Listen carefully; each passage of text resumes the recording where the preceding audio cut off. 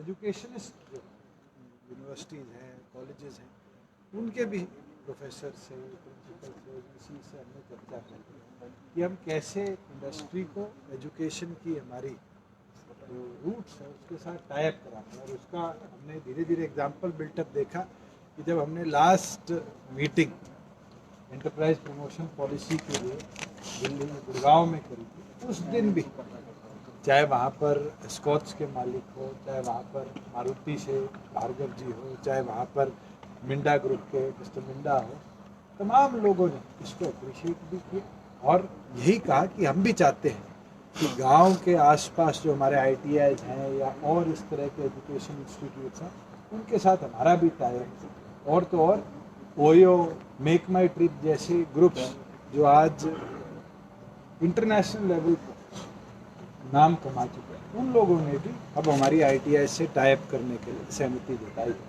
मैं उम्मीद करता हूँ कि आने वाले भविष्य में 75% हरियाणा के जो युवा हैं वो अपनी हिस्सेदारी हर प्रकार की इंडस्ट्री में बनाए। सर, विपक्ष के नेता कह रहे थे भूपेंद्र सिंह हुड्डा की जो एक जिले से तो 10% की जो कैप लगाई है कंपनी को जो अधिकार दिया है, ये ठीक नहीं। देखिए, कोई भी व्यक्ति हमारे प्रदेश में आता है और करोड़ों की इन्वेस्टमेंट, पीछे 2 इंसिडेंट ऐसे हुए, एक इंसिडेंट मारुति का और एक हीरो होंडा का, जहां 3 जिलों के हजारों एम्प्लॉयज को निकाल दिया गया और उसके बाद एक ग्लास सीलिंग लगा दी गई कि इस जिले के एम्प्लॉयज को हम नहीं लें। ऐसा भेदभाव ना, हमने ये इंडस्ट्री को ताकत दी है कि वो अपने लेवल पर अगर लगाना चाहे तो कैप लगा सकते हैं। बस आपकी थोड़ी कन्फ्यूजन थी, हमने उसको रेक्टिफाई भी किया क्योंकि मात्र कैप है जो इंडस्ट्री इतने करोड़ इन्वेस्ट कर रही है, अगर वो चाहे तो वो लगा सकती है। गवर्नमेंट इसको फोर्स नहीं,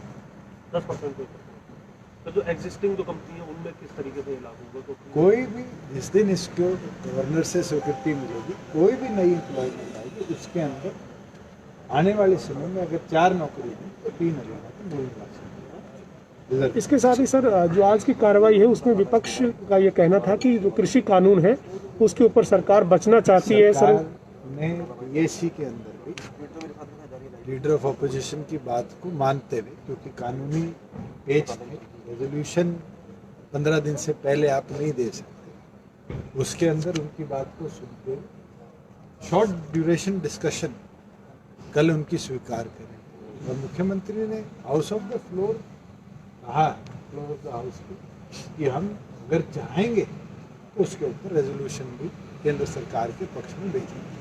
एक सर, रजिस्ट्री मामले में आज ध्यानाकर्षण प्रस्ताव पर चर्चा हुई है। कहा गया विपक्ष की तरफ से कि रजिस्ट्रियों में घोटाले हो रही हैं या फिर बड़ी स्पष्टता के साथ कहा, 1 रुपए का रेवेन्यू लॉस स्टेट को नहीं। नए हमारे रेवेन्यू सॉफ्टवेयर के बाद प्रदेश को इस महीने, जो पिछला महीना गया अक्टूबर में, 54 से लेकर 57 करोड़ के बीच का, एग्जैक्ट फिगर तो मेरे अभी ऑफ द माइंड नहीं है, फायदा हुआ।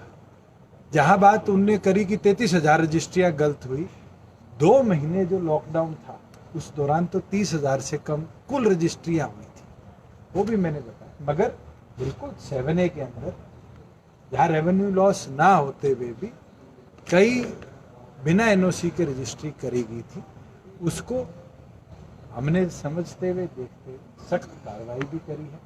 हमारे 8 रेवेन्यू ऑफिसर्स के खिलाफ हमने कार्रवाई करी, उनको सस्पेंड ही नहीं किया, चार्जशीट ही नहीं किया, उनके खिलाफ FIR भी कराई है। और अब पूरे के पूरे हरियाणा प्रदेश के एक 32 अर्बन लोकल बॉडीज़ की भी हमने 7A वायलेशंस मंगाई।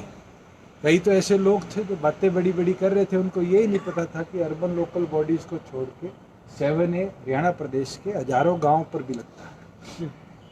और हमने सबकी मंगाई है। अगर इस तरह की कहीं रजिस्ट्रेशन हुई है तो जो भी अधिकारी इन्वॉल्व रहे उसके अंदर केवल मात्र नायब और तहसीलदार ही नहीं, अगर वहाँ पर ऑन रिकॉर्ड किसी पटवारी ने भी रेवेन्यू रिकॉर्ड के साथ छेड़छाड़ करी तो उसके खिलाफ में सख्त से सख्त कार्रवाई करें। सर, आपके 75% पहली सरकार जब मनोहर सरकार बंद थी उस वक्त आपने पुरजोर तरीके से ये मुद्दा उठाया था कि जो बाहरी व्यक्ति हैं हरियाणा से बाहर के, उन्हें जो नौकरी देने का मुद्दा है उसको आपने उठाया था। मौजूदा समय में आप उद्योगों के अंदर 75% का बिल लेकर के आ गए हैं, लेकिन जो सरकारी नौकरियां हैं या सरकारी पोस्ट है, जिस तरीके से अभी विपक्ष ने मुद्दा उठाया था HPSC की पोस्ट को लेकर के, यहाँ अभी भी वो तमाम चीजें जो इसका बाहरी जवाब तो फ्लोर ऑफ द हाउस। मुझे लगता है कि रोहतक के विधायक बत्रा जी ने संविधान बोल के कि संविधान का अनुच्छेद 16 ये स्पष्ट करता है कि हम पब्लिक एम्प्लॉयमेंट के अंदर हम किसी प्रकार से भी इस तरह की रिजर्वेशन नहीं ला सकते। सर इस प्राइवेट के अंदर जहाँ हम ला सकते थे हमने पूरी तौर पर। सर ये 75% के मामले में आपकी पार्टी के एक विधायक इसको गलत कानून बता रहे हैं, उन्होंने कहा कि ये नहीं आना चाहिए, देश की खिलाफ है, एकता अखंडता के खिलाफ है। सारे पत्रकार साथी हैं, वे आज से रिपोर्टिंग नहीं कर रहे। शायद साल पहले इसी 75% पे तो उनको नारनौंद के युवाओं ने वोट दिए। और मेरे को तो एक चीज़ नहीं समझ आई कि 75% के अंदर देश के 4 हिस्सों के बंटवारे कहाँ से आ गए।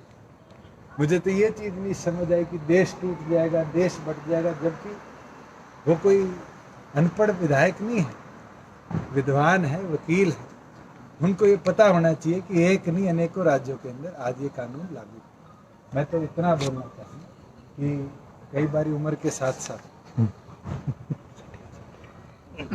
सर पंचायती शामलात भूमि अधिनियम संशोधित जो है उसमें क्या नया अमेंडमेंट है सर? वो समझ गए सर हम अगली बात तो समझ गए। पंचायत की भूमि पर अलग अलग जगह इंक्रोचमेंट बड़ी मात्रा और फाइन की जो पेनल्टी थी वो 5,000 से 10,000 रुपये प्रति हेक्टेयर थी, जो कि 2,000 रुपये प्रति एकड़। 2,000 रुपये आज के दिन हर व्यक्ति की जेब उठा सकती है कि अगर उसको इंक्रोचमेंट की पेनल्टी लगाए। हमने एक क्लॉज लगाया है कि जो उस लैंड की मार्केट वैल्यू है, अगर कोई इंक्रोचर है, पंचायत की ऑक्शन लैंड पर नहीं बैठा, कब्जा कर बैठा, तो फिर उसके ऊपर 5 से 10% पर हेक्टेयर उसकी जो मार्केट वैल्यू है उसके हिसाब से पेनल्टी लगेगी, जो कि जैसे हमारे गोहाना के विधायक ने बताया कि गोहाना में 1 करोड़ रुपए की धरती पर अगर कोई बैठा है और 2,000 रुपये दे रहा है, तो मुझे लगता है सबसे ज़्यादा राजस्व का नुकसान किसी को हो रहा है तो उस पंचायत को हो रहा है। अगर उस पर पेनल्टी लगेगी और उन्हीं की कैलकुलेशन के हिसाब से बताओ तो 90,000 रुपये पंचायत को मिलेंगे, तो फ़ायदा किसका होगा? पंचायत का होगा। और यही हमारी उम्मीद अपेक्षा है कि हम अपनी ग्रामीण पंचायतों को, गाँव को और ताकत देने का काम। ठीक है, थैंक यू, धन्यवाद। सर कल पंचायत से कल तो वो बिल आएगा सर। कल छाप